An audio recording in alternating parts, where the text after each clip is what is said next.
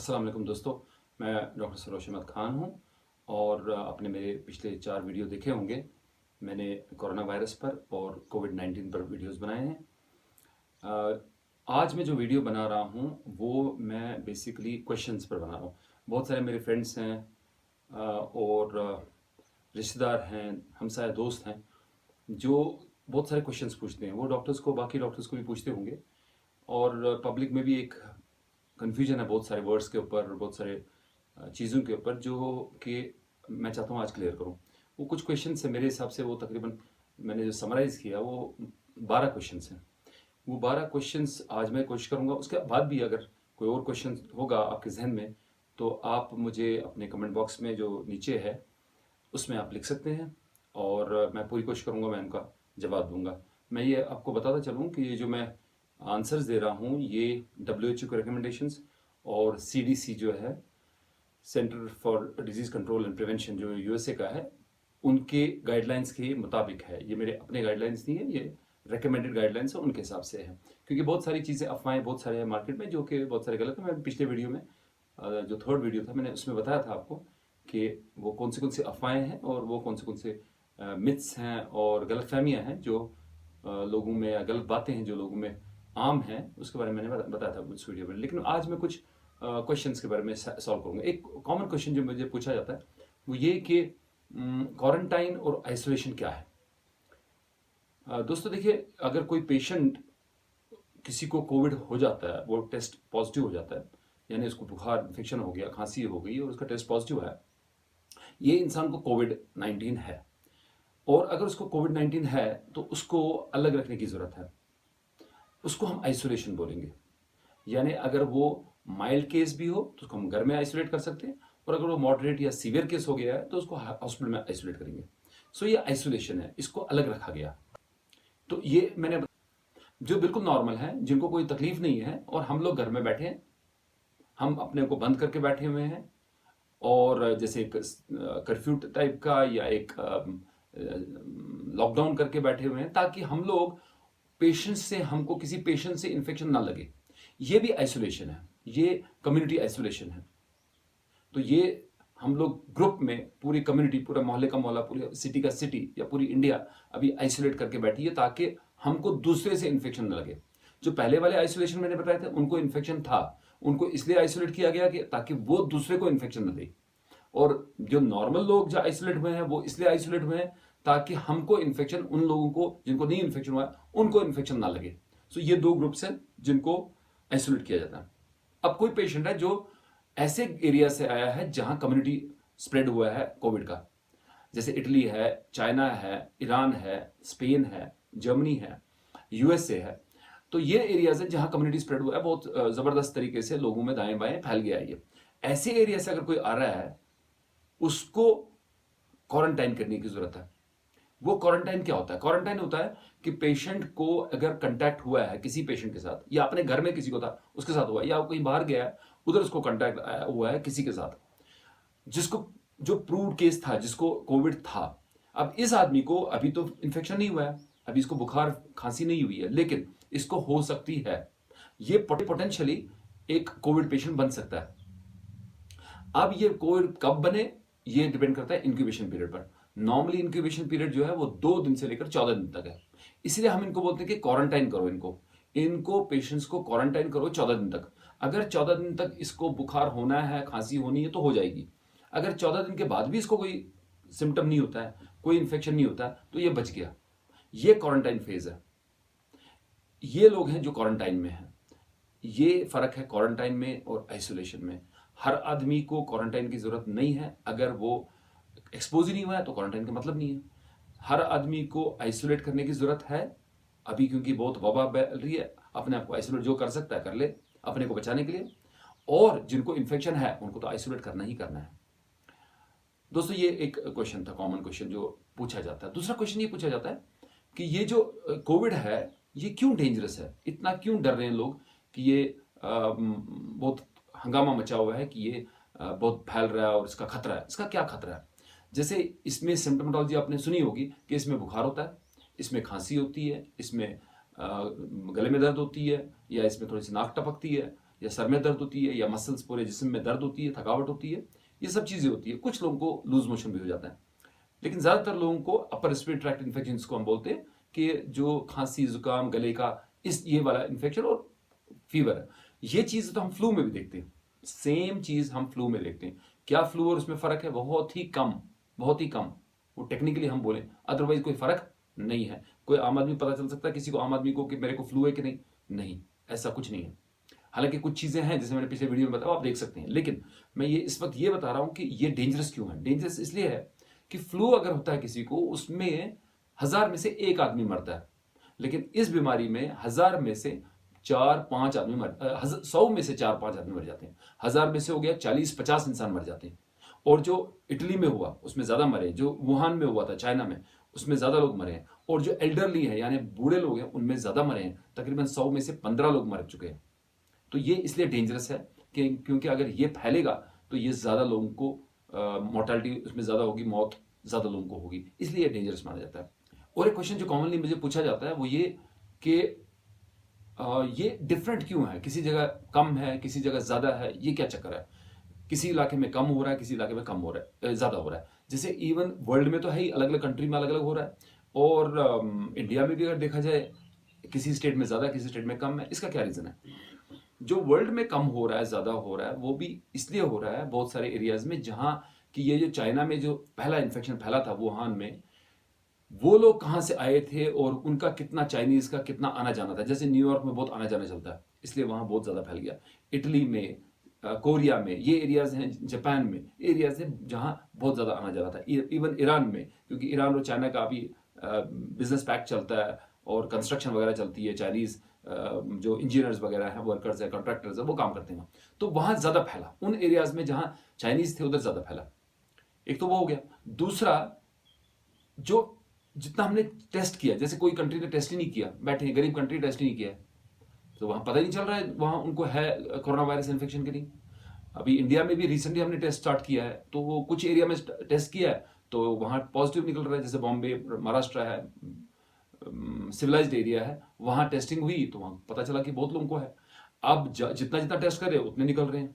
तो ऐसा नहीं है कि बहुत जगह नहीं होगा, बहुत जगह होगा, मैक्सिमम स्टेट्स में निकले होगा ये। लेकिन ये भी है कि उन स्टेट्स में एनआरआईज जो है, जो बाहर से आए हैं, उनका आना जाना कितना है। जैसे जनवरी से अभी मार्च तक तकरीबन 15 लाख लोग एंटर किया है उन लोगों ने इंडिया में। तो वो किस स्टेट के हैं उस पर डिपेंड करेगा वो कहाँ गए हैं। अभी रिसेंटली कल परसों की बात है कि माइग्रेंट जो वर्कर थे, अलग अलग स्टेट से आए थे, यूपी से आए थे, बिहार से आए थे, वो दिल्ली में आए थे, या इवन केरला में अभी शोर मचा हुआ है कि वो माइग्रेंट वापस जाना चाहते हैं। अब वो बसों में जा रहे हैं, एक एक बस में 20-20, 30-40 लोग जा रहे हैं। तो वो जब सोशल डिस्टेंसिंग की बात थी, वो तो रहा नहीं, तो बिल्कुल नजदीक में आ गए, तो उससे एक दूसरे को वो फैलाएंगे वो इन्फेक्शन। वो लोग जब यूपी बिहार जाएंगे, आप देखोगे आगे दिनों में यूपी बिहार में बहुत ज्यादा कोरोना वायरस और कोविड की डिजीज होने वाली है। ऐसे ही जहां गैदरिंग ज्यादा होती है, जैसे आपने देखा होगा, जैसे मस्जिद है या मंदिर है या गुरुद्वारा है, या जैसे स्टार्ट हुआ था कोरिया में जो चर्च ऑफ जीसस था, शिंजोई चर्च ऑफ जीसस था वहां कोरिया में, डेगू में, वहां बहुत ज्यादा फैल गया क्योंकि वहां गैदरिंग होती है। ऐसे पंजाब में रिसेंटली एक बलदेव सिंह करके प्रीस्ट था, वो मर गया क्योंकि वहां गैदरिंग में उसको इटली और जर्मनी से आया था घूम के, तो उसको इन्फेक्शन हो गया था और उसने आगे से कुछ 27 लोगों को इन्फेक्ट कर दिया। तो ऐसा होता है कि जहां गैदरिंग हो, जहां क्लोज स्पेस में बहुत लोग जमा है, उस एरिया में ज्यादा होगा। तो ये भी हम इसलिए बोलते हैं कि सोशल डिस्टेंस रखो, दूर रहिए लोगों से, और कोशिश कीजिए कि ज्यादा मेल मिलाप ना हो, और अगर किससे जरूरी मिलना है तो कम से कम 6 फुट का, 4-5 फुट का तो फर्क होना ही चाहिए, क्योंकि ये इन्फेक्शन ड्रॉपलेट से फैलता है और वो ड्रॉपलेट 3-4 फुट से ज्यादा आगे नहीं जाता है। इससे पूछा गया है वो ये है कि ये जो कोरोना वायरस है इसके क्या किस्में हैं, क्या इसकी किस्में हैं। तो उस सिलसिले में मैं आपको ये बताना चाहता हूँ कि पहले तो ये जो कोरोना वायरस है, जिसको हम सार्स कोवी 2 के नाम से जानते हैं इस वक्त, ये कोरोना वायरस एक आरएनए वायरस है, और ये बहुत सालों से इसकी किस्में दुनिया में हैं। ह्यूमन कोरोना वायरसेस हैं, इसके एनिमल भी हैं, इसके फेलाइन है यानी जो बिल्लियों वगैरह में होता है, इसके स्वाइन में है यानी पिग्स में भी होता है, बोवाइन है यानी जानवरों में, गायों में भी होता है। लेकिन जो ह्यूमन कोरोना वायरसेस हैं ये तकरीबन 1960 से हमको इसकी जानकारी हुई है। और ये इसकी जो जेनेरा होते हैं, यानी इसके 4 मेन ग्रुप्स हैं जिनको हम बोलते हैं alpha corona viruses, beta, gamma और डेल्टा। जो अल्फा और बीटा है वो कोरोना वायरसेस इंसानों में होते हैं, मैमल। और जो कोरोना वायरस गामा और डेल्टा हैं वो पाए जाते हैं बर्ड्स में। ठीक है, तो जो इनमें से 2 किस्में हैं जो 1960 में देखा गया था। ये अपर रेस्पिरेटरी ट्रैक्ट इन्फेक्शन करता है, यानी खांसी जुकाम वगैरह करता है। और उसके बाद जो है कुछ सालों के बाद 2004-5 में जाके ये और 2 किस्म के वायरसेस, ह्यूमन कोरोना वायरसेस पाए गए। इनके नाम जो है ये आप चार्ट में देख सकते हैं। ये चार्ट में आप देख सकते हैं कि ये जो कोरोना वायरस है, ये इनके नाम जो हैं। तो ये 4 किस्म के वायरसेस जो है ये तब से हैं। लेकिन उसके बाद 2002 के एंड में, 2003 में जो सार्स वायरस पाया गया, वो उसने सार्स इन्फेक्शन किया और वो उसका नाम पड़ गया सार्स कोवी 1। तब 1 नहीं बोलते थे, अब हम उसको 1 बोलते हैं, क्योंकि अब जब ये वाला आया कोरोना वायरस कोविड वाला, उसका अब नाम 1, इसका नाम 2 पड़ गया, वो कुदरती 1 हो गया। तो वो वाला वायरस भी, ये सारे जो ह्यूमन, ये जो कोरोना वायरसेस है, ये सारा का जो बेस जो है ना, ये सारे बैट्स में है, यानी चमगादड़ों में से आए हैं। और चमगादड़ों में से जानवरों में आए हैं, जानवरों से इंसानों में आए। ये मैंने पहले वीडियो में भी आपको बताया था। तो जो सार्स की बीमारी फैली, वो बीमारी जो थी वो सिवेट कैट्स होते हैं, जो एक जंगली बिल्ली है, उस बिल्ली में पाया गया। अब वो बिल्ली से इंसानों में फिर आ गया और इंसानों से फैल गया फिर बाकी इंसानों में। लकीली वो रुक गया, उतना ज़्यादा उसका डैमेज नहीं हुआ। तकरीबन 8,500 लोगों को हुआ, वो 750 लोग इससे मर गए। तो लेकिन फिर भी मॉर्टेलिटी काफ़ी ज़्यादा थी, लेकिन वो रुक गया, वो उतना वो फैला नहीं। जो ये वाला वायरस है, ये वायरस जो है सार्स कोवी 2 जिसको हम बोलते हैं, ये जो कोविड-19 बीमारी करता है, ये वायरस भी बैट से आया, चमगादड़ से आके, पेंगोलिन्स में से आके और इंसानों में आ गया। तो ये अलग अलग किस्म के वायरसेस हैं जो हमको ये समझना है कि ये जानवरों में थे और ये इंसानों में आया है।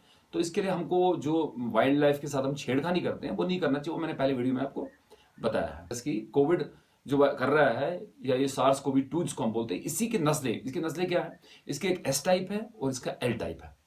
जब ये स्टार्ट हुआ था तो एस टाइप जो वाइल्ड टाइप है उसमें से ही स्टार्ट हुआ था, और उसने वुहान में, चाइना में थोड़ा सा इन्फेक्शन किया था। लेकिन कुछ देर के बाद जब चाइना ने इसको क्वारंटाइन कर दिया लोगों को और बंद हो गए, लॉकडाउन किया, तो इसने अपने आप को चेंज करके, म्यूटेशन करके एल टाइप में आ गया। और जो एल टाइप ने उसने तबाही मचा दी। वो बहुत एग्रेसिव है, बहुत ज़बरदस्त फैलता है और उसने बहुत तबाही कर दी। अब रिसेंटली कुछ देखा गया है, जब से हमने पूरे वर्ल्ड में लॉकडाउन ये सब किया, ये वायरस मत फिर स्लो हो जाएगा और ये फिर अपना म्यूटेशन करके एक और किसी तरीके से आएगा और ह्यूमंस को, इंसानों को अफेक्ट करेगा। तो ये हमको एक समझने की बात ये ज़रूरी है हमारे लिए कि ये जो म्यूटेशन है या ये जो चेंज करता है वायरस अपने को, ये वायरस इंसानों से अपने को चालाक समझता है, और शायद है भी, क्योंकि सदियों से, ये करोड़ों साल से, जितना जब से दुनिया है, ये तब से चल रहे हैं।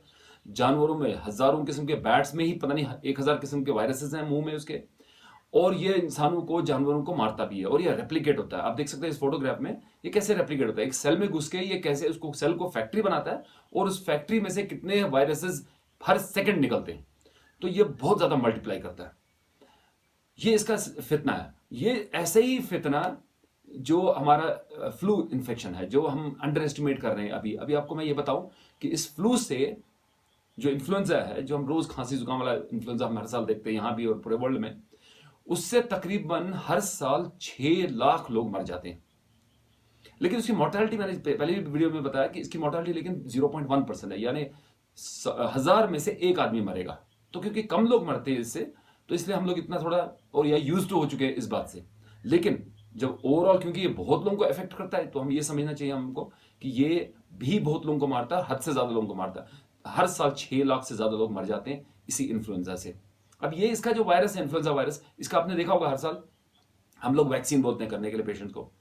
सेम इसको भी हम बोलते हैं कि या कोई एल्डरली हो उसको करो, कोई इसको सीओपीडी है यानी छाती की बीमारी है, अस्थमा है, स्मोकर है, डायबिटिक पेशेंट है, वगैरह वगैरह वगैरह पेशेंट्स है, इनको सबको जी आप वैक्सीन करो, इन्फ्लुएंजा का वैक्सीन करो, हम लोग कराते हैं पेशेंट्स को। और उस पर वैक्सीन पर आपने देखा होगा, फोटोग्राफ में लगा रहा हूँ, इसमें आप देखिए जैसे लिखा हुआ है 2019-2020, तो ये 2019-20 का बैच है। अब जो इस साल आएगा तकरीबन जून जुलाई में आता है बैच WHO की तरफ से, और फिर मार्केट में होता है तकरीबन सितंबर में, मार्केट में हमारे पास आ जाता है यहाँ, तो हम लोग फिर ये यूज करते हैं।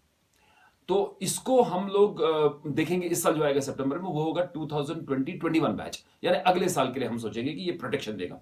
ये प्रोटेक्शन देता है, लेकिन कितना प्रोटेक्शन देता है? तकरीबन इस साल देखा गया CDC ने अमेरिका में, उन्होंने देखा कि 40% इसने प्रोटेक्शन दिया, पूरा प्रोटेक्शन नहीं देता है।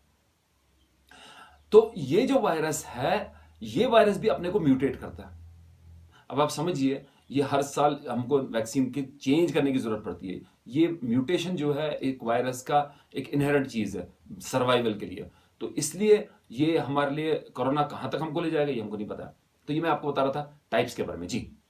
अच्छा, और एक क्वेश्चन है कि ये जो कोविड-19 हुआ, ये किन लोगों को मारता है, कौन लोग हैं जो इससे मर जाते हैं? ये बहुत कॉमन क्वेश्चन मेरे से पूछा जाता है कि किन को खतरा है, मरने का खतरा किन को है? हम सुनते हैं मर गए, किन को खतरा मरने का? मैंने पहले वीडियो में बताया, मैं फिर आज रिपीट कर रहा हूं, उनको हाई रिस्क ग्रुप बोलते हैं। वो कौन लोग हैं जो हाई रिस्क ग्रुप में हैं, जिनको मरने का खतरा है? वो लोग हैं जिनको डायबिटीज है, वो लोग हैं जिनको हाइपरटेंशन है, हार्ट डिजीज है, वो लोग हैं जिनको लिवर की डिजीज है, सिरोसिस है, क्रॉनिक लिवर डिजीज है, वो लोग हैं जिनको कैंसर है, जो स्टेरॉइड पर है, जो एंटी कैंसर ड्रग्स पर हैं।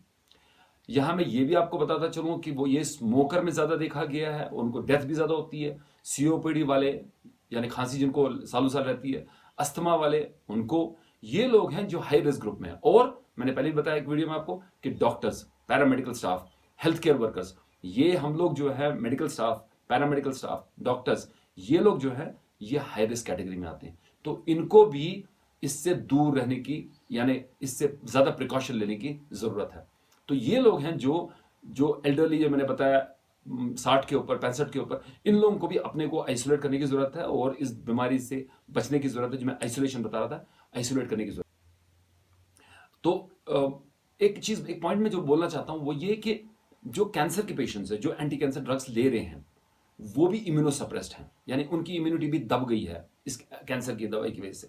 अब दो किस्म के कैंसर के पेशेंट्स होते हैं, एक होता है जिनको कि क्यूरेटिव ट्रीटमेंट चल रहा है या एंटी कैंसर की दवाई वो चल रही है जिससे उसका इलाज हो जाएगा, पूरा मुकम्मल कैंसर खत्म हो जाएगा। दूसरा एक ग्रुप है कैंसर का जिनको डॉक्टर्स ने दवाई दी है, एंटी कैंसर ड्रग दिया है, जिनको हम पैलेटिव मैनेजमेंट बोलते हैं। सिर्फ वो पैलिएशन है, यानी कुछ देर के बाद कुछ सिम्टम्स जो वो कम हो जाएंगे, उनकी लाइफ थोड़ी सी बेटर हो जाएगी और उसके लिए उनको कैंसर की दवाई चल रही है। डॉक्टर को ये पता है कि मैं कैंसर का ट्रीटमेंट दे रहा हूं, इसको इलाज मुकम्मल दे रहा हूं या पैलिएशन दे रहा हूं। इस वक्त ये रिकमेंडेशन है वर्ल्ड बॉडीज की, जैसे मैंने बताया आपको, WHO है, CDC है, बाकी गाइडलाइन जो दे रहे हैं, वो लोग ये बोल रहे हैं कि इस वक्त अगर आपका कोई कैंसर का पेशेंट है, उसको आप पैलिएटिव ट्रीटमेंट अगर दे रहे हैं वो बंद कर दीजिए। अगर क्यूरेटिव दे रहे हैं वो कंटिन्यू कीजिए, लेकिन अगर पैलिएटिव ट्रीटमेंट दे रहे हैं कैंसर का, वो ट्रीटमेंट बंद कीजिए, बिकॉज उससे आप इनका इम्यून स्टेटस और दबा रहे हैं और आप इनको कोविड से मार देंगे रादर देन कैंसर से। तो ये भी एक समझने की वाली बात है। ये कोरोना वायरस इन्फेक्शन जो हुआ वर्ल्ड में, वो हुआ था 2012 में रिपोर्ट, जो कि मर्स कोवी जिसको हम बोलते हैं, उनमें देखा गया था। वो भी बैट वायरस है, मर्स कोवी वाला कोरोना वायरस, और वो कैमल्स में होके ह्यूमंस में आ गया। उसके तकरीबन 2000 केस रिपोर्ट हुए और उसकी मोर्टेलिटी बहुत ज्यादा थी, यानी उससे बहुत ज्यादा लोग मरे। तकरीबन 35% लोग, 100 में से 35 लोग उससे मर गए। उसकी मोर्टेलिटी बहुत ज्यादा थी। लेकिन लकीली वो, क्योंकि वो मिडिल ईस्ट रीजन में, सऊदी अरेबिया में और बाकी जगह पे हुआ, तो वो लकीली वो खत्म हो गया, वो वर्ल्ड में फैल नहीं सका, जैसे कि ये वायरस जो कोविड-19 है ये फैला। तो उससे हम ये अभी अब चार्ट है, ये देखिए बहुत ब्यूटीफुल चार्ट है ये। इसमें आप देख सकते हैं कोरोना वायरसेस की किस्में और वो किनको इन्फेक्ट करता है और उसका चेन कैसे चलती है। और ये अब इसमें ऐड हो गया हमारा जो कोरोना वायरस 2 जो है, या SARS-CoV-2 जिसको बोलते हैं, जो कोविड-19 करता है, ये इसमें ऐड हो चुका है। सिवेट कैट्स के बारे में बोला, ये सार्स में जो फैला था, सार्स जिसकी वजह से फैला था, इंडोनेशिया में ये सिवेट कैट्स वो कॉमन है वहाँ। और वो कैट्स जो हैं वो कॉफ़ी खाते हैं। वो जो कॉफ़ी खाते हैं, वो कॉफ़ी के जो बीन्स हैं, वो कुछ देर के बाद वो अनडाइजेस्टेड यानी पूरे वो हजम नहीं होते हैं, वो छोड़ देते हैं जंगलों में, ऐसे फेंक देते हैं। और अजीब बात है कि वो कॉफी के जो बीन्स है अनडाइजेस्टेड या पार्शियली डाइजेस्टेड, वो उठा के लोग जमा करते हैं, उसको क्रश करते हैं, उसको उसकी कॉफी बनाते हैं। इस कॉफी को बोलते हैं कॉफी लुवाक, और इसकी रेट बहुत हाई है। दुनिया की सबसे महंगी कॉफ़ी है ये। इसकी रेट जो है, अगर एक कप आप इसका कॉफ़ी का पियोगे तो उसकी रेट तकरीबन 2,500 रुपये है। और अगर आप किलो के हिसाब से जानना चाहते हो तो 1 किलो इस कॉफ़ी की रेट जो है वो है 50,000 रुपीज़। ये मैंने जस्ट आपको थोड़ा सा इन्फॉर्मेशन दिया। लेकिन हम फिर से चलते हैं अपने क्वेश्चंस पर।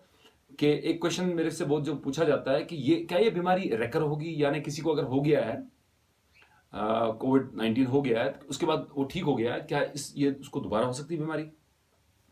ये जैसे हम लोग फ्लू देखते हैं, इन्फ्लुएंजा देखते हैं, ये भी रेकर होता है, कभी साल में 2-3 बार हो जाता है। यानी ये परमानेंट इम्यूनिटी नहीं देता है। फ्लू की बात कर रहा हूं मैं। और अभी ये बहुत अर्ली है बोलना कि क्या ये रेकर होगा लोगों में। चांसेस हैं रेकर होगा, अगर वायरल इन्फेक्शन है ये रेकर होगा, खासकर तब जब, जैसे मैंने आपको बताया, म्यूटेशन, इसका कोई और म्यूटेंट होगा तो उस ट्रेन से हमको इन्फेक्शन हो जाएगा, ये पॉसिबल है। सो इन्फेक्शन अगर किसी को हो भी गया है, वो लापरवाही करे नहीं, उसको फिर भी चाहिए वो सारे प्रिकॉशंस लेना जो कि एक नॉर्मल इंसान लेता है। तो इससे फिर आपको बचने की जरूरत है। एक क्वेश्चन ये है कि डॉक्टर साहब ये बताइए कि ये जो बीमारी है ये कब तक रहेगी? क्या ये हमेशा के लिए रहेगी? ये खत्म नहीं होगी? ये कब तक रहेगी? जो मेरी अंडरस्टैंडिंग है एज ए डॉक्टर और as a student of science, वो ये है कि ये वायरल इन्फेक्शन इतने इजीली खत्म नहीं होते हैं, नंबर 1। नंबर 2, क्योंकि इसने म्यूटेशन भी किया इस वायरस ने, ये भी एक इंपॉर्टेंट फैक्टर है। नंबर 3, ये पैंडेमिक बन चुका है, यानी ये पूरे दुनिया में फैल चुका है। अभी बहुत जगहों पर तो ये शुरुआत है, जैसे अभी चाइना में हुआ और कम हो गया, और फिर बाकी कंट्रीज में जाके वहां भी बढ़ गया, फिर कहीं वहां भी कहीं कहीं कम हुआ, अब बाकी कंट्रीज में भी जा रहा है और बढ़ रहा है। अभी आप यूएसए में देखिए, आज के दिन यानी पिछले 24 घंटे में 20,000 से ज्यादा लोगों को यूएसए में ही सिर्फ इन्फेक्शन हो गया। आज 31 मार्च है, आप समझिए अभी बढ़ रहा है। बहुत जगहों पर हुआ ही नहीं है, अभी अफ्रीकन कंट्री में तो हुआ ही नहीं है, अभी इंडिया में तो अभी स्टार्ट ही हुआ है। पाकिस्तान, बांग्लादेश, श्रीलंका, म्यांमार, इनमें तो अभी स्टार्ट ही हो रहा है। तो ये इन्फेक्शन कब तक बढ़ेगा? ये महीनों तो बढ़ेगा ही, महीनों महीनों रहेगा। उसके बाद कहीं कहीं ये कम हो जाएगा, कहीं ज्यादा होगा। और अभी ये भी नहीं पता है कि आगे आने वाले दिनों में कोई दवाई निकले नहीं निकले। वैक्सीन तो कम से कम लेट होगा काफी आने में। तो इसका रोक जो है बहुत मुश्किल है। कम होगा बेशक कहीं कहीं, लेकिन खत्म होगा ऐसा नहीं लगता। ऐसा लगता है कि जैसे ये सोसाइटी में, इंसानों में रहेगा, और इसके अप्स एंड डाउन्स होंगे, कभी कम होगा कभी ज्यादा होगा, और प्रॉबेबली हम लोग यूज्ड हो जाएंगे इस बीमारी से कि हाँ ये भी एक बीमारी है, ये भी केसेस हो रहे हैं। लेकिन क्योंकि फिर एहतियात ज्यादा होगी तो शायद मोर्टालिटी कम हो जाएगी आगे। फिर अगेन डिपेंड करता है कि स्ट्रेन पर, ये कोरोना वायरस कितना स्ट्रेन, कितना म्यूटेशन करता है और क्या करता है आगे, ओनली गॉड नोज। बट अपना मेरा आइडिया है कि it is going to stay, it is not going to go away. और भी एक कॉमन क्वेश्चन पूछा जाता है कि इसमें एहतियात में हम लोग बोलते हैं कि खाने में जी अंडे मत खाओ, चिकन मत खाओ, गोश्त मत खाओ। क्या ये सही है? ये बिल्कुल सही नहीं है। जो भी आप खाना चाहते हैं आप खा सकते हैं, अच्छी तरह से पकाइए, अच्छी तरह से बॉईल कीजिए, अच्छी तरह से तलिए, तो इसमें कोई प्रॉब्लम बिल्कुल नहीं है। क्योंकि ये स्प्रेड नहीं होता है, चिकन से, मीट से स्प्रेड नहीं होता है। इसका एनिमल ओरिजिन मैंने बताया, वो वायरस का एनिमल ओरिजिन है। लेकिन अभी ये ह्यूमन टू ह्यूमन ट्रांसमिशन हो रहा है थ्रू ड्रॉपलेट, यानी खांसने से, छींकने से। इसका कोई खाने के साथ एज सच कोई ताल्लुक नहीं है। सो ऐसा कोई जो अगर आपको बोले कि चिकन मत खाओ या मीट मत खाओ या अंडे मत खाओ, टोटली गलत है, अनसाइंटिफिक है। इसका और एक क्वेश्चन है कि when will a vaccine against covid be available and will it finish off the disease? मैंने आपको पहले भी बोला इस वीडियो में कि जो इन्फ्लुएंजा वैक्सीन है वो तो सिर्फ 40% को बचा सका। ये वैक्सीन कितने लोगों को बचाएगा, कितना कम करेगा इन्फेक्शन को, किसी को पता नहीं है। लेकिन खत्म होगी बीमारी, इसका कोई चांस नहीं है। कोई चांस नहीं है कि ये खत्म होगी बीमारी, और इसका ये भी कोई चांस नहीं है कि वैक्सीन से खत्म हो जाएगी। और वैक्सीन कम से कम 2 साल, 1.5 साल से 2 साल तो लग ही जाएगा। सो ऐसी अफवाह या ऐसी गलत फहमियों में मत रहिए कि ये वैक्सीन से खत्म हो जाएगा। लेकिन जो बेसिक प्रिकॉशन है वो मैं स्ट्रेस अगेन एंड अगेन कर रहा हूँ कि वो आप लीजिए, उससे हमारे को इन्फेक्शन कम होने का बहुत चांस है। जो हैंड वॉशिंग है, कुछ लोग रेकमेंड कर रहे हैं कि हर घंटे घंटे के बाद हाथ धोइए। क्या ये सही है?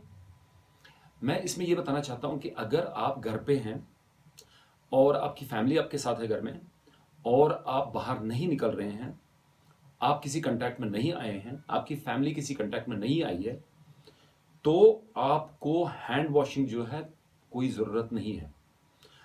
जैसे नॉर्मली हम हाथ धोते हैं खाने खाने से पहले, खाना शाम को, सुबह या दोपहर को भी कभी, उसके अलावा हम बाथरूम जब जाते हैं तब हाथ धोते हैं, यूरिन हम 4-5 बार 6 बार करते हैं दिन में, उस टाइम हाथ धो लेते हैं, लैट्रिन के लिए जाते हैं 1 बार, कोई लोग 2 बार भी जाते हैं, उस टाइम हाथ धो लेते हैं साबुन से। उसके अलावा हम लोग 5 वक्त का हमको ऑर्डर है कि हमको नमाज़ पढ़नी है, तो 5 वक्त अगर इंसान नमाज़ पढ़ेगा, वज़ू करेगा, तो उसमें भी बहुत सफाई हो जाती है, क्योंकि 3-3 बार हाथ धोना है, 3-3 बार कुल्ली करनी है, 3-3 बार मुंह धोना है, तो उस टाइम पर तो इस्तिंजा भी करते हैं, तो इसलिए साबुन से हाथ धोना ही तो पड़ता है। तो ये 5 बार और यूरिन नॉर्मल जो करते हैं उसका, स्टूल पास करने का उसका, 2 टाइम का लंच डिनर के टाइम, तो ये 10-12 बार तो बन ही जाता। तो सिर्फ इतना है कि आप जो हैंड वॉशिंग करें वो 20 सेकंड कीजिए, अच्छी तरह से हैंड वॉश कीजिए। उससे क्या है, उससे ये वायरस जो है मर जाएगा। आपके पास कोई भी सोप है उससे वॉश कीजिए। अगर आपके पास कोई सैनिटाइजर नहीं है, कोई इशू नहीं है। ये सैनिटाइजर का जो बवाल है, कुछ का कोई इशू नहीं है। सैनिटाइजर आपको कहाँ काम आता है? जब आप घर से बाहर निकलते हो और रास्ते में आपको हैंड को साफ करने की जरूरत है, हाथ को साफ करने की जरूरत है, तो अब आप साबुन और पानी कहाँ से लाओगे? उस टाइम पॉकेट में आपने छोटा सा सैनिटाइजर रखा है, तो उस टाइम आप वॉश करते हो, या अल्कोहल के स्वॉब्स रखें, उससे आप कर सकते हो साफ हाथ।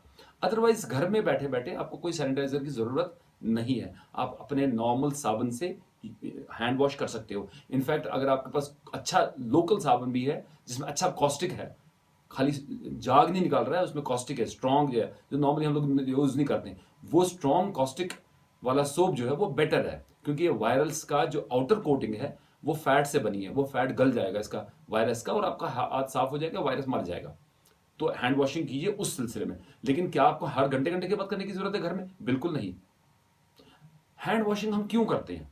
हैंड वॉशिंग इसलिए करते हैं कि आपका हाथ जो है ये आपके नाक में नहीं जाए, मुंह में ना जाए, क्योंकि वायरस जो है वो आपके हाथ से मुंह में और नाक में जाएगा। उससे मुझे एक दूसरा क्वेश्चन याद आ रहा है, जो मुझे पूछा जाता है कि जैसे हम लोग, कोई आदमी बाहर जा रहा है और बाहर वो शॉपिंग के लिए उसको जाना है, ग्रोसरी लानी है, कुछ सामान लाना है घर के लिए, तो ये बाजार जाता है, तो इसके लिए क्या प्रिकॉशन है? अगेन मैं सीडीसी को कोट करूंगा, centre for disease control and prevention, जो यूएसए का, उसकी रिकमेंडेशन, उसकी गाइडलाइन में कोट कर रहा हूं, कि वो बोलते हैं कि अगर आपको बाजार जाना है, आप एक तो जब जाएंगे तो हैंड वॉश करके जाएंगे, नंबर 1। नंबर 2, जब आप जाएंगे अपना बैग खुद यहां से ले जाइए, वहां का बैग नहीं लीजिए। तीसरी बात कि अगर रास्ते में आपको मिलता है कि आप उसको वेव कीजिए, सलूट कीजिए, सलाम कीजिए, मुंह से हेलो बोलिए, लेकिन हैंडशेक नहीं कीजिए। फिर आप जब पहुंचते हो वहां दुकान पे, लाइन लगी है तो आप एक सोशल डिस्टेंस मेंटेन कीजिए, कम से कम 4-5-6 फुट का डिस्टेंस मेंटेन कीजिए। ओवर क्राउडिंग में साथ साथ मत किसी के साथ चिपकिए। और जब आप शॉप कर लेते हो तो आप जब ट्रॉली में, जैसे यूएस की रिकमेंडेशन है, जब ट्रॉली में हम रखते हैं तो वो लोग, बहुत सारे मॉल्स जो है वो आपको टिश्यूज देते हैं, एल्कोहल स्वॉब्स देते हैं, जिससे आप टिश्यू का जो हैंडल है इसका, ट्रॉली का, उसको आप साफ करते हो, और जहां आपने रखा है सामान उसको थोड़ा सा साफ कर लेते हो, ताकि जहां हैंडल दूसरा आदमी पकड़ेगा उसके हाथ में वायरस ना जाए, तो वो देते हैं। लेकिन अगर आपके पास वो नहीं है तो वो बहुत सारे मॉल्स हैं जो खुद वो साफ कर देते हैं।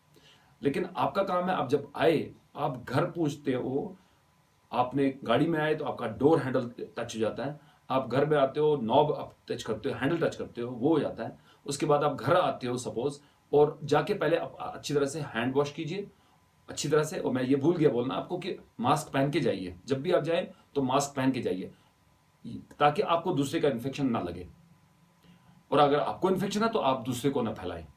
तो ये भी रिकमेंडेशन में है कि जब आप ये सब्जी काटते हो वगैरह, उससे पहले आप इसको रखिए अपने स्टोर में तकरीबन 6 घंटे से ज़्यादा।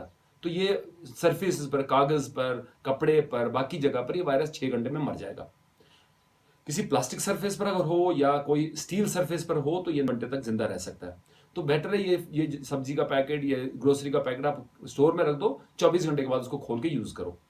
और जब आपने यूज किया तो जो टेबल टॉप है उसको भी आप धो लीजिए अच्छी तरह से, काम खत्म करने के बाद।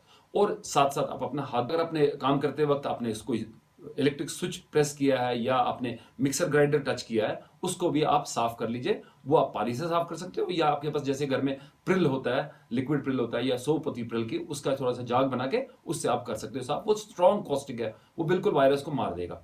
तो वो कोई ऐसी कोई टेंशन वाली बात नहीं है। लेकिन घर में आके ही आप लोगों घर वालों से हाथ मिलाओगे या हग करोगे या बात करोगे नज़दीक से, तो वो उसमें रिस्क है। अगर आपको आपने एहतियात नहीं किया फिर ये घर में फैलता है, तो आइसोलेशन का वो फर्क फायदा नहीं रहेगा। तो आप ये समझिए कि ये क्यों आइसोलेशन की कर रहे हैं, ताकि लोगों में ये बुरी तरह ना फैले। फैलेगा तो जरूर, लेकिन बुरी तरह मत फैले, ताकि हेल्थ केयर वालों को टाइम मिले इसको केयर करने का और अच्छी सर्विस प्रोवाइड करने का। है कि क्या इसका कोई ट्रीटमेंट है, कोविड-19 का कोई ट्रीटमेंट है? एज ऑफ टुडे, यानी आज दिन तक, आज 31 मार्च है, अभी तक कोई इसका स्पेसिफिक ट्रीटमेंट कुछ नहीं है। बहुत सारे एंटीवायरल ड्रग्स ट्राई किए गए हैं जो हम वायरसेस के अगेंस्ट देते हैं। इंटरफेरॉन यूज किया गया है। जो वायरसेस हमने एड्स में या बाकी वायरसेस में या इन्फ्लुएंजा में यूज किया, वो वायरस एंटीवायरल ड्रग्स भी यूज किए गए, लेकिन ये सारी दवाइयां अभी तक कोई खास इफेक्ट नहीं कर किए हैं। कहीं कहीं रिपोर्ट है कि अच्छा है, कहीं रिपोर्ट है नहीं अच्छा है, मैक्सिमम जगह रिपोर्ट अच्छा नहीं है। तो एज सच कोई एंटीवायरल दवाई अभी हमारे पास नहीं है जिससे ये कोविड-19 ठीक हो जाएगा। उसके अलावा भी रिसेंटली रिपोर्ट थी, कोई फ्रेंच से रिपोर्ट था जहां क्लोरोक्विन और एजिथ्रोमाइसिन यूज किया गया था कॉम्बिनेशन में। उससे पहले भी रिपोर्ट हुआ था जब सार्स हुआ था, उस टाइम पर भी उन्होंने रिसर्च की थी। उस टाइम पर भी देखा गया था कि क्लोरोक्विन जो है ये सार्स वायरस को अटैच होने से, सेलों से अटैच होने से रोकता है, लेकिन अगेन उसका कोई खास इफेक्ट नहीं हुआ। कोई रैंडमाइज कंट्रोल ट्रायल ऐसा नहीं हमारे पास है जिससे हम ये बोल सकते हैं कि क्लोरोक्विन जो है इफेक्टिव। अगर कोई आपको गाइडलाइन, कोई गाइडलाइन कोई नहीं इसके बारे में, कोई डॉक्टर इंडिविजुअली आपको बोलता है कि ये खाओ, ये डेंजरस है, या कोई व्हाट्सएप में पढ़ोगे या कोई न्यूज़पेपर में पढ़ोगे कि क्लोरोक्विन यूज करो इस बीमारी के लिए, वो डेंजरस है। और ये देखा गया है कि अगर आप एजिथ्रोमाइसिन और क्लोरोक्विन को कंबाइन करोगे तो कार्डियक मोर्टेलिटी बढ़ जाती है, इससे एरिथमियाज बढ़ जाती है। ये क्यूटी इंटरवल एक होता है ईसीजी में हम देखते हैं, ये इंटरवल को बढ़ाता है, और ये इंटरवल बढ़ने से एरिथमियाज ज्यादा होते हैं, और एरिथमियाज ज्यादा होंगे यानी हार्ट का जो तड़पना है, हार्ट का जो हार्ट रेट है वो बहुत ज्यादा बढ़ जाता है, अनकंट्रोल बढ़ जाता है, और उससे डेथ हो सकती है, सडन डेथ हो सकती है। सो ऐसी गलती नहीं कीजिए। अगर आपको कोई डॉक्टर प्रिस्क्राइब करता है उसे पूरी तरह से मशवरा करके दवाई खाइए, अदरवाइज अपने बेस पर तो बिल्कुल नहीं खाइए। सो एज ऑफ टुडे कोई एंटी कोविड-19 मेडिकेशन नहीं है। अलबत्ता जैसे मैंने पहले भी बोला है, सपोर्टिव मैनेजमेंट है, सिम्टोमेटिक मैनेजमेंट है। उसमें मैंने बोला है आपको पहले भी वीडियो में कि बेड रेस्ट करना है, आराम करना है, अच्छी डाइट खानी है, हाइड्रेशन बराबर रखनी है, पैरास्टामोल बुखार उतारने के लिए करना है। उसके अलावा अगर जरूरत पड़े तो आईवी फ्लूइड लगाना है, ब्रेथलेस हो तो ऑक्सीजन लगाना है, और अगर हालत ज़्यादा ब्रेथलेस हो इंसान तो हॉस्पिटल जाके इंसान को वेंटिलेटर की जरूरत भी पड़ सकती है। और वेंटिलेटर ये समझिए कि वेंटिलेटर कोई तमाशा नहीं है, कोई खिलौना नहीं है। वेंटिलेटर जो है उस पर इंसान अगर चढ़ जाए तो वो भी तकरीबन मौत के बराबर है। बहुत कम लोग वेंटिलेटर से उतरते हैं। सो ये गलतफहमी में मत रहिए कि वेंटिलेटर भी कोई क्योर है। वेंटिलेटर कोई क्योर नहीं है, एक सपोर्टिव थेरेपी है वेंटिलेटर भी, और उसका मोर्टेलिटी जो इस वेंटिलेटर पर चलते हैं बहुत ही ज़्यादा हाई है। यानी तब तक इंसान की इतनी हालत खराब हो गई होती है कि दोनों लंग्स जो है, फेफड़े जो है, वो काम नहीं करते हैं, ऑक्सीजन की लेवल बहुत ही कम हो जाती है। तो ये कुछ लोगों को बचाएगी, लेकिन क्या ये ट्रीटमेंट है, क्योर है? नहीं, ऐसा बिल्कुल नहीं है। और एक क्वेश्चन है जो कि मुझसे पूछा जाता है कि इम्यूनिटी, हम लोग हमेशा बोलते हैं कि इम्यूनिटी इंसान की अच्छी होगी तो वो बच जाएगा, या इम्यूनिटी अच्छी हो तो वो उसको इतनी तकलीफ नहीं होगी। तो इम्यूनिटी बढ़ाने के लिए पूछा जाता है कि इम्यूनिटी किन चीज़ों से बढ़ाई जाए। तो दोस्तों मैं ये बताना चाहता हूं आपको कि इम्यूनिटी जो है वो एक वनडे गेम नहीं है। अभी क्या हमारे कल्चर में T20 आ गया है, वनडे गेम आ गई है, बस खेलो आधा घंटा 2 घंटा और खत्म हो जाता है मैच, तो रिजल्ट हम जल्दी मांगते हैं। वैसा नहीं चलता है। ह्यूमन बॉडी को आपको ट्रेन करना पड़ता है, बहुत देर केयर करना पड़ता है ह्यूमन बॉडी का, तब जाके इंसान फिट और फाइन रहता है। उसके लिए वो इम्यूनिटी होती है जब आपने बचपन से ही अच्छी डाइट खाई है, आपने एक्सरसाइज किया है, आप एक अच्छे एनवायरनमेंट में रहे हो, आप स्ट्रेस फ्री रहे हो। ये सारी चीज़ें जो है इम्यूनिटी को बूस्ट करती हैं। अगर आपको अच्छी प्रोटीन डाइट मिली है तो आपकी इम्यूनिटी अच्छी होगी। अगर आपको एक हेल्दी डाइट मिला है, बैलेंस डाइट मिला है, उसमें आपको फ्रूट्स मिले हैं, वेजिटेबल्स मिले हैं, अच्छा पानी मिला है, साफ पानी मिला है, आपकी इम्यूनिटी बूस्ट होती है। अगर आपने एक्सरसाइज किया है, वॉक किया है, फिजिकल फिटनेस की है, जिम किया है, आपकी इम्यूनिटी बेटर है। अगर आपने स्ट्रेस फ्री लाइफ रहे हो तो आपकी इम्यूनिटी अच्छी है। एक इमीडिएट स्ट्रेस तो अच्छी चीज़ है, एक एक्यूट स्ट्रेस अच्छी चीज़ है, आप उसको टैकल कर सकते हो प्रॉब्लम को। लेकिन जो क्रॉनिक स्ट्रेस है, क्रॉनिक स्ट्रेस इम्यूनिटी को बिठा देता है। यानी अगर आप बहुत सालों साल से आप टेंशन में रहते हो तो आपकी इम्यूनिटी बहुत लो है। और बहुत सारी दवाइयाँ हैं जो इम्यूनिटी को कम करती है, जैसे स्टेरॉइड्स है, इम्यूनिटी बिठा देती है, एंटी कैंसर ड्रग्स है, इम्यूनिटी बिठा देती है। सो ये पोल्यूशन है, बहुत बड़ा इशू है। अभी दिल्ली में आपने देखा होगा, रिसेंटली वर्ल्ड में भी आपने देखा होगा पोल्यूशन जो है, या चाइना में इतना पोल्यूशन है। तो वर्ल्ड में जो पोल्यूशन है वो पोल्यूशन भी इम्यूनिटी को कम करता है, आपके फेफड़ों को पूरा काला कर देता है, अंदर से कोयला बना देता है फेफड़ों का। तो ये चीज़ें इम्यूनिटी को कम करती है। तो आप इम्यूनिटी बूस्ट करना चाहते हैं, आप गो स्लो एंड स्टडी। आपको जो मैंने ये सारी चीज़ें बताई ये कीजिए, ग्रेजुअली आहिस्ते आहिस्ते आपकी इम्यूनिटी बिल्ड होगी, ताकि आपको अगला इन्फेक्शन ना हो। तो इस इम्यूनिटी को, इस बीमारी को तो हम टैकल कर लेंगे, लेकिन आगे के लिए आपको थोड़ा सा चेंज करना है लाइफस्टाइल। ये मौका है स्मोकर्स के लिए भी कि स्मोकिंग बंद करें। स्मोकिंग बंद करोगे तो आपके फेफड़े बचेंगे, तो ऐसे इन्फेक्शन, फ्लू, कोविड-19 ऐसे इन्फेक्शन आपको कम होंगे और आपको बाकी बेनिफिट्स भी मिलेंगे स्मोकिंग बंद करने से। सो स्मोकिंग बिल्कुल ये बहाना समझ के स्मोकिंग बंद कीजिए, अल्कोहल बंद कीजिए, ड्रग्स बंद कीजिए, अपनी सेहत का ख्याल रखिए, अपनी इम्यूनिटी बढ़ाइए। तो एक हेल्दी लाइफस्टाइल रहेगी तो आपको इन्फेक्शंस कम होंगे। दोस्तों, मुझे लगता है ये काफ़ी क्वेश्चंस थे और मैंने अपने हिसाब से इनके इनके आंसर्स दिए।